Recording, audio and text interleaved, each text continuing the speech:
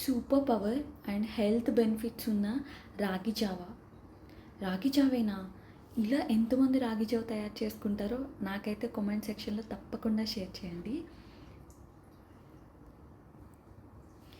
ఏం లేదండి, చాలా సింపుల్. 3 స్పూన్స్ ఆఫ్ రాగి పౌడర్ అండ్ బెల్లం అయితే తీసుకున్నాను నేను.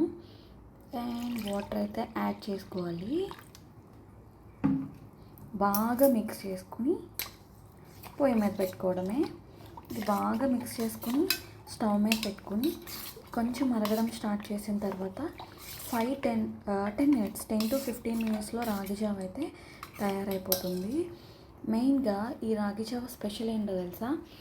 నేను రాగిపిండి అయితే షాప్స్లో అలా అవైలబుల్గా ఉన్న రాగిపిండి అయితే నేను ఏం కొనలేదు.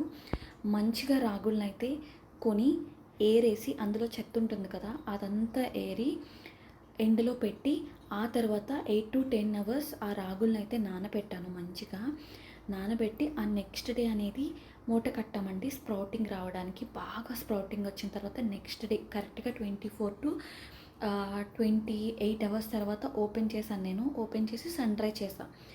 8 to 10 అవర్స్ సన్ డ్రై చేసి తర్వాత ఆయిల్ లేకుండా కడాయిలో మంచిగా ఫ్రై చేసి కొంచెం రెడ్డిష్ వచ్చేలా రావాలి. అండ్ మనం నోట్లో వేసుకుంటే క్రిస్పీగా ఉంటుంది, మనం తినగలం అనమాట. అలా బాగా ఫ్రై అయిన తర్వాత చల్లార్చి పొడుము చేసుకుని తర్వాత బాగా జల్లించుకుని ఇలా ఒక కంటైనర్ డబ్బాలో అయితే నేను స్టోర్ చేసుకుని పెట్టుకున్నాను. ఇది కంప్లీట్ ఒక ఫుల్ డబ్బా అండి. 1 మంత్లో ఇంత అయితే అయిపోయింది. నేను ఇలా పౌడర్ అండ్ జాగరీ కొంచెం మిక్స్ చేసి ఇలా పొయ్యి మీద పెట్టయితే రాగి జావగా తయారు చేసుకుని అయితే తాగుతాను నేను. అండ్ నాకు 2 ఆడపిల్లలు, ఇద్దరికి కూడా నేను ఇస్తాను. మార్నింగ్ ఆర్ ఈవినింగ్ ఏదో ఒక టైంలో అయితే ఇస్తాను.